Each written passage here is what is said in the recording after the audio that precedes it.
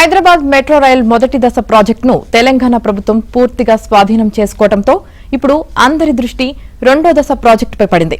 ఎల్&టీ metro rail లిమిటెడ్లో 100% వాటాలను విక్రయించినట్లు ఆ సంస్థ chairman managing director SN Subrahmanyan ఇటీవల ప్రకటించారు. దీంతో ప్రతిపాదిత రెండో దశ ప్రాజెక్టుకు అడ్డంకులు తొలగిపోయాయి. ఇప్పుడు రెండో దశ డీటెయిల్డ్ ప్రాజెక్టు రిపోర్టును కేంద్రం ఎంత త్వరగా ఆమోదిస్తే అంత త్వరగా పనులు ప్రారంభించేందుకు రాష్ట్ర ప్రభుత్వం ఎదురుచూస్తోంది. మొదటి దశకు అనుసంధానంగా రెండో దశలో మొత్తం 8 కారిడార్లతో కొత్తగా 162.5 కిలోమీటర్ల మేర మెట్రోను విస్తరించాలని రాష్ట్ర ప్రభుత్వం నిర్ణయించింది. దీన్ని పార్ట్ ఏ, పార్ట్ బిగా విభజించారు. ఇందులో కారిడార్ 4 కింద నాగోల్ టు శంషాబాద్ ఎయిర్పోర్ట్ వరకు 36.8 కిలోమీటర్లు, కారిడార్ 9 కింద శంషాబాద్ ఎయిర్పోర్ట్ నుంచి భారత్ ఫ్యూచర్ సిటీ వరకు 39.6 కిలోమీటర్ల కారిడార్లు అతిపెద్దవి. నాగోల్ నుంచి ఫ్యూచర్ సిటీకి ఒకే రైలులో నేరుగా 76.4 కిలోమీటర్లు ప్రయాణించేలా దీనిని డిజైన్ చేశారు.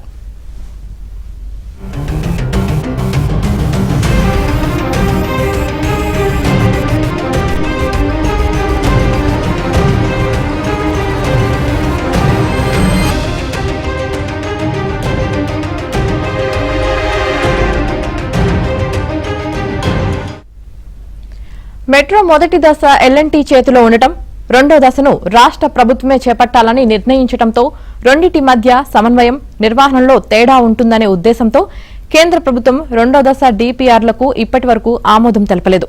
తాజాగా మొదటి దశను ప్రభుత్వం పూర్తిగా స్వాధీనం చేసుకోవడంతో అందరి దృష్టి కేంద్రం వైపు మళ్లింది.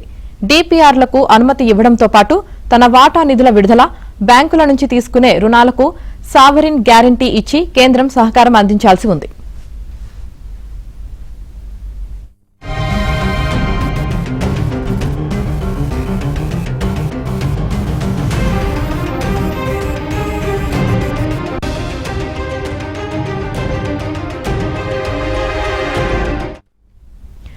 రెండో దశలో పార్ట్ ఏలోని 5 కారిడార్ల నిర్మాణానికి 24,269 కోట్లు, పార్ట్ బిలోని 3 కారిడార్లకు 19,579 కోట్లు కలిపి మొత్తం 43,848 కోట్ల వ్యయం అవుతుందని అంచనా వేశారు.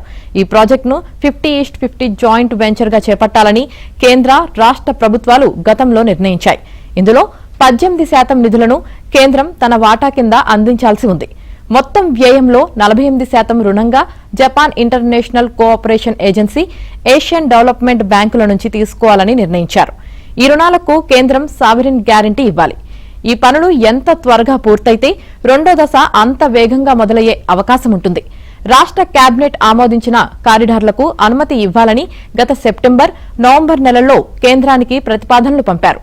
అనుమతి ఇవ్వటంలో కేంద్రం ఆలస్యం చేస్తే ప్రాజెక్టు అంచనా వ్యయం పెరిగే అవకాశం రాష్ట్ర ప్రభుత్వం ఆందోళన చెందుతోంది. కిలోమీటర్కు 269.83 కోట్లు ఖర్చు అవుతుందని ప్రస్తుతం అంచనా వేశారు. డీపీఆర్ ఆమోదంలో జాప్యం జరిగితే అది 300 కోట్లు దాటే అవకాశం ఉందని అధికారులు పేర్కొంటున్నారు.